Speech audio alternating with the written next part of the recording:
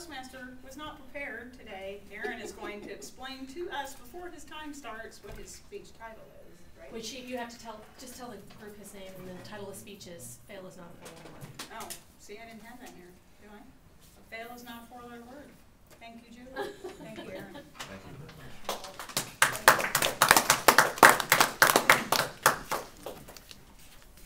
very much. You're not failing enough.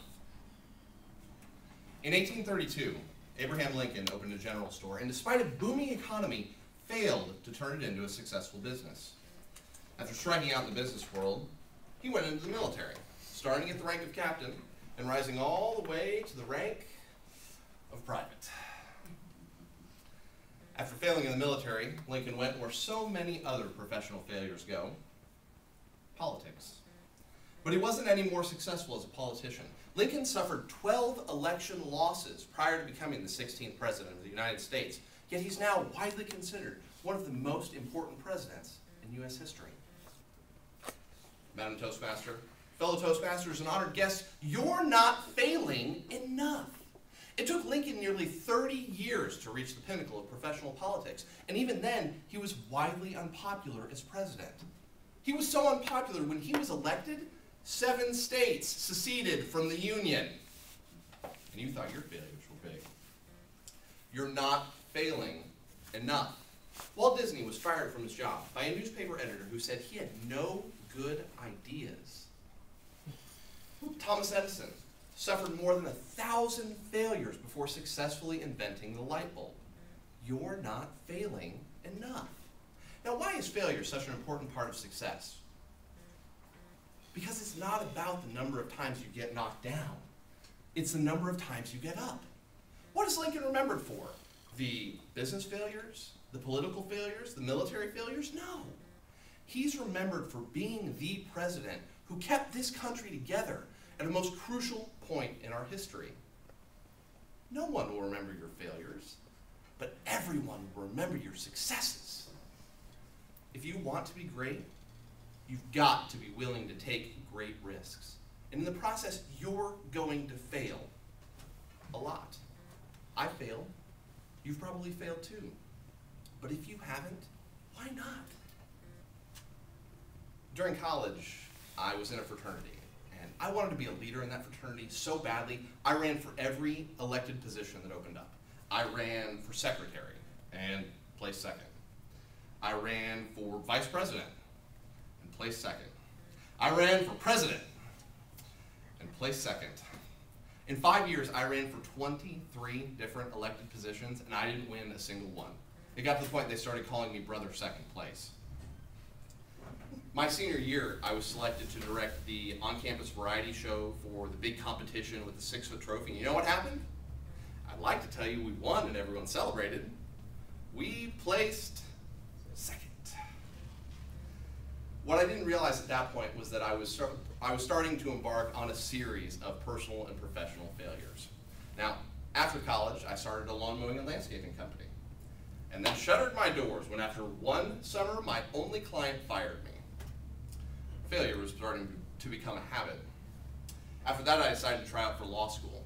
I applied to a half a dozen different schools and didn't get into a single one. Failure was starting to become a real habit at this point. A few years after that, after bolstering my resume, I decided to apply to law school again. And this time I got in. Success, right?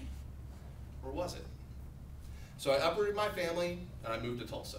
I enrolled in law school, and after finishing my first year, I realized this sucks. So despite gearing the previous 7 years of my life towards the goal of going to law school, I quit. I failed to finish. But I knew then it wasn't the path my life was supposed to take. It wasn't my passion. Now let's stop right there for a second, and let's talk about passion. What is your passion? What's the one thing you wake up in the morning and you can't wait to do? It took me a long time to find mine, but this is it right here. I love getting up in front of an audience and talking. What is your passion? You might not know what it is. For a long time, I thought my passion was working 60 hours a week and watching football on the weekends, but that's not passion. That's passing through life. Why am I telling you this? Because I stand here today to tell you that failure is not a bad thing. I've failed at so many things because I've tried so many different things, and I wouldn't change a thing about any of them because they've all led me to this point and this time doing what I love to do. I've failed at more things in 31 years than most people have failed at in a lifetime. But I've also been very successful. Now, remember all those lost fraternity elections, the lost variety show? Despite all of that, when I graduated, my fraternity awarded me the Outstanding Graduating Senior Award and selected me to be our chapter's national delegate. And now when I go back, no one remembers that I never won an election, but they see my name on that plaque, on that wall, and that is what I'm remembered for. Remember when I applied to a bunch of schools and didn't get into any of them? I went to business school instead, and I ended up getting an MBA that helped nearly double my salary. And with that MBA, I got 2 full-ride scholarship offers to law school the second time around. Now, remember when I went to law school and dropped out after a year?